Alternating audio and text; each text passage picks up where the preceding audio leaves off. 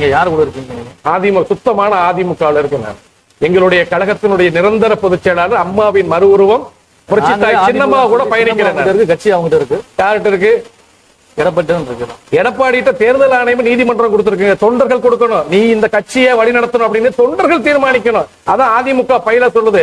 அந்த பைல தூக்கி குப்பை தொட்டியில போட்டு எடப்பாடி பழனிசாமி என்ற ஒரு நயவஞ்சகன் இன்னைக்கு நாங்க யாரும் உள்ள வரக்கூடாதுன்னு சொல்லிட்டு இருக்காரு. ஆகவே சின்னமோ தம்பி, சின்னமோ அந்த கட்சி அலுவலகமோ அந்த கட்சி நிதியை வச்சு கொஞ்ச நாளைக்கு மாநாடு நடத்திக்கலாம். கட்சியில தேர்தல் என்பது தொடர்ச்சியா தோல்வி.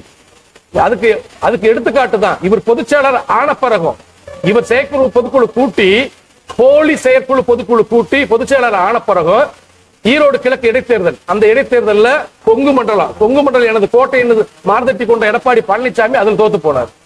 அப்ப இதுவே அவருக்கு அதான் சொல்ல தொடர் தோல்வி. போன நாடாளுமன்ற